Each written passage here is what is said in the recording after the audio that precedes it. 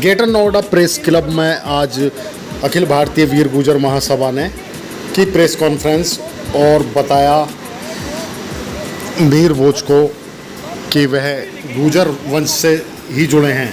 देखें क्या बोले पदाधिकारी। तो आप सच लिखोगे ना, ऐसा थोड़ी है कि उन कुलों को आप बदल दोगे, उनके नाम बदल दोगे, उपाधियां बदल दोगे, डायनेस्टी चेंज कर दोगे, ये नहीं हुआ करता। आज की जो प्रेस वार्ता थी वो दादरी में जो मिहिर भोज कॉलेज के अंदर गुर्जर सम्राट मिहिर भोज की जो प्रतिमा का अनावरण माननीय मुख्यमंत्री योगी आदित्यनाथ जी कर रहे हैं, तो उस पर कुछ लोग अनावश्यक रूप से इतिहास के तथ्यों के उलट जो है कुछ भ्रम पैदा कर रहे हैं। तो हमने यहाँ तथ्य दे करके और सारी प्रामाणिकता के साथ अपने सारी विषय को रखा, ताकि इस पर जो धुंध आई है या कुछ लोगों ने गलतफहमी पैदा की है वो दूर की जा सके और ये कार्यक्रम निर्विघ्न संपन्न हो। जो मुख्यमंत्री का कार्यक्रम है वो पूरे सम्मान और गरिमा के साथ संपन्न होना चाहिए, क्योंकि ये ऐसे सम्राट हैं, इनको सम्मान देना पूरी राष्ट्र की अस्मिता का सम्मान है। ये सनातन धर्म, संस्कृति और भारत के रक्षक सम्राट रहे हैं।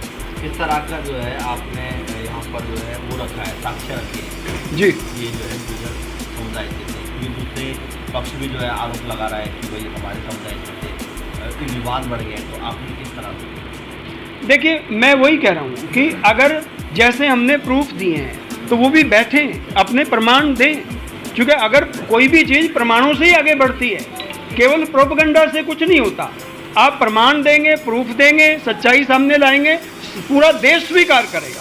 क्या प्रमाण है जो आपने रखे हैं? जो हमने रखे, हमने समकालीन जो साहित्य है उसके प्रमाण दिए हैं, हमने उस समय के जो समकालीन शिलालेख हैं उनके प्रमाण दिए हैं, हमने जो उस समय की डायनेस्टी थी वो भी उनको गुर्जर ही मानते थे, जैसे पूरब के पाल थे, दक्षिण के राष्ट्रकूट थे, उनके प्रमाण दिए हैं। हमने कदवा का जो प्रतिहारों के संबंध में शिलालेख है उसका प्रमाण दिया है, राजौरगढ़ का प्रमाण दिया है, कन्नड़ कवि पंप ने महिपाल को गुर्जर राजा कहा, मिहिर भोज के पुत्र को वो प्रमाण दिया है।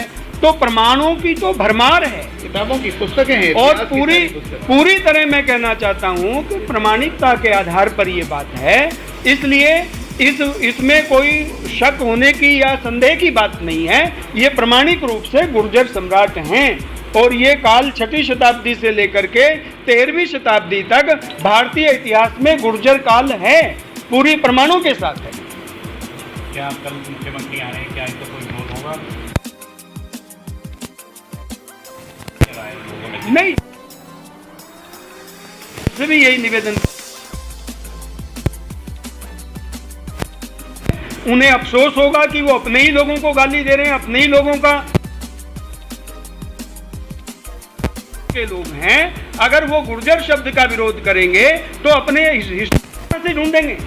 ये कई 6वीं शताब्दी से 13वीं शताब्दी के बीच का जो इतिहास है गुर्जर काल है। राजपूत और गुर्जर एक ही परिवारों की शाखाएं, एक ही परिवारों के एक ही वंशों से निकले हुए लोग हैं, लेकिन इनका जो उद्भव हुआ है वो 13वीं शताब्दी के बाद हुआ है। गुर्जर 6वीं शताब्दी से लेकर के 13वीं शताब्दी तक भारत में सत्ताओं में थे और उनके राज्य भी उन्हीं के नाम से, गुर्जर देश, गुर्जर भूमि, गुर्जर भुवज, गुर्जर मंडल, गुर्जर किले, उनके किले इस नाम से जाने जाते थे।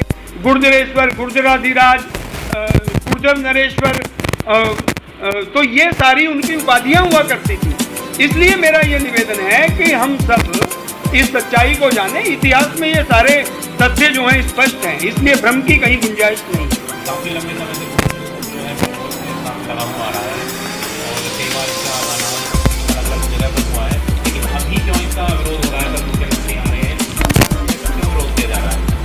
ऐसे ना ये कुछ लोग जो है ना, जो पूरा समाज का कोई मतलब नहीं है, कुछ लोग हैं जो अपने कुछ संगठन बना करके कुछ अपनी राजनीति देश भर में चमकाना चाहते हैं। मुझे इसमें महत्वाकांक्षा ज़्यादा दिखाई देती है। वो हमारे भाई हमारे साथ बैठे, तथ्यों पर बात करें, प्रमाणों पर बात करें, उनके पास तथ्य हैं तो लाएं। हमने कोई भी बात ऐसी आपको बताई नहीं है जो बिना प्रमाण के हो, एक एक बात प्रमाण के साथ बोली है। इसलिए उनसे भी निवेदन है कि प्रामाणिकता से बात करें, केवल सुनी बातों पर रिएक्ट न करें। कल के लिए ये संदेश है कि सबको पूरा सौहार्द बना करके और गुर्जर सम्राट मिहिर भोज की जैसी गरिमा है उनको वैसा ही सम्मान देना चाहिए, उनको समाज के जन जन को उनका अभिनंदन करना चाहिए क्योंकि वो भारत के यशस्वी सम्राट हैं। और आज अगर भारत की संस्कृति और भारत का ये स्वरूप है तो ये मीर भोज के कारण से है। उस समय बचाया था जब कितने ही दर्जन देश जो हैं वो अरबों ने मिट्टी में मिला दिए थे, तब मीर भोज ने इस संस्कृति की रक्षा की थी। इसलिए वो भारत भूमि के लिए एक गौरवशाली अध्याय है।